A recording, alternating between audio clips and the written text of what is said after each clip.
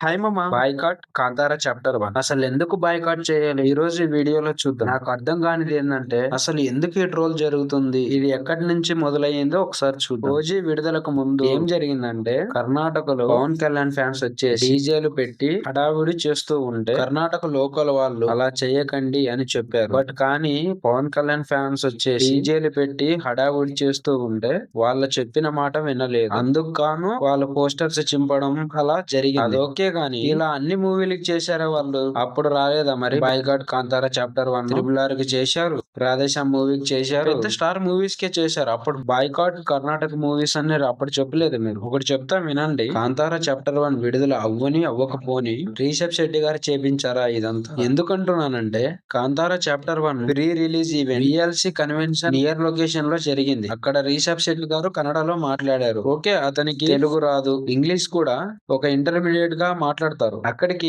రిషబ్ శెట్టి గారు ఏం చెప్పారంటే, నేను కన్నడలో మాట్లాడతా, మీకు ఏమైనా అర్థం కాకపోతే ఎన్టీఆర్ గారు వివరిస్తారు అని చెప్పారు. Power star Pawan Kalyan fans ఈ వర్డ్ ని పట్టుకొని, అంటే నేను కన్నడలోనే మాట్లాడుతాను అని అన్నాడని ఈ వర్డ్స్ ని స్ప్రెడ్ చేస్తూ బాయ్‌కాట్ కాంతారా చాప్టర్ 1 అని స్ప్రెడ్ చేస్తూ ట్విట్టర్ మొత్తం ట్రోల్ చేస్తున్నారు. ఇవన్నీ ఇప్పుడు కాదు చేయాల్సిందే, మనం ఎప్పుడో చేయాల్సినవి. అతను ఏం చేస్తాడు చెప్పండి రిషబ్ శెట్టి గారు? ఇదంతా ఒక లోకల్ గ్యాంగ్ చేసిన పని. అలా అయితే బెంగళూరులో చాలా సమస్యలు ఉన్నాయి. అలా అని బెంగళూరు వదిలేసి వెళ్ళలేరు కదా. ర్యాపిడో సమస్య ఉంది, లాంగ్వేజ్ ప్రాబ్లం ఉంది, ప్రతిదీ ప్రాబ్లం ఉంది. దీనికి రీజన్ ఏంటంటే నేను చెప్తాను వినండి. తెలుగు లాంగ్వేజ్ కల్చర్ పెరిగిపోయింది, కన్నడ లాంగ్వేజ్ కల్చర్ తగ్గిపోయింది. ఎక్కడికి వెళ్ళినా వైట్ ఫీల్డ్ కానివ్వండి, మారుతల్లి కానివ్వండి, కేఆర్పురం కానివ్వండి, ఇంకొన్ని సమ్ ఏరియాస్ కానివ్వండి, మొత్తం మన తెలుగు వారు ఎక్కువ అవుతుంది. అది వాళ్ళకి నచ్చట్లేదు. వాళ్ళు ప్రతిదీ అడ్డుకోవడానికి ప్రయత్నిస్తున్నారు. ఈ రోజు నేను ఎందుకు తీసుకొచ్చా అంటే ఈ టాపిక్, ఒక లోకల్ గ్యాంగ్ ఇలా చేస్తే మూవీ టీం వాళ్ళు ఏం చేస్తారు చెప్పండి? ప్రొడ్యూసర్ కానివ్వండి, డైరెక్టర్ కానివ్వండి, చాలా నష్టపోతారు. మనం బాయ్‌కాట్ చేస్తే ప్రతి మూవీని మనం సపోర్ట్ చేయాలి. ఓకే, హైక్స్ అంటావా?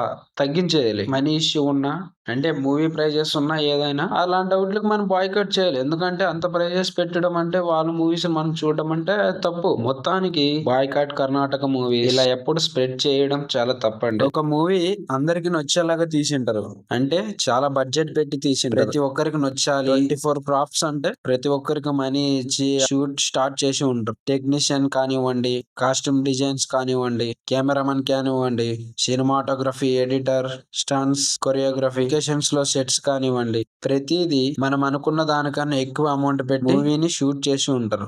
ఈ రోజు ఆ మూవీ కంప్లీట్ అయిన తర్వాత వాళ్ళకి వచ్చిన రిజల్ట్ మనకు చూపించాలని ప్రమోషన్స్ అరేంజ్ చేసి ఉంటారు. బట్ మనం ఆ మూవీని ఏం చేస్తామని బాయ్‌కాట్ చేయడం, అలా ట్రోల్ చేయడం, ఇలాంటివన్నీ ఎందుకు? ఓకే, మూవీని మూవీలాగా చూడండి. ఇలాంటి డెసిషన్స్ తీసుకోవాల్సింది ప్రభుత్వం.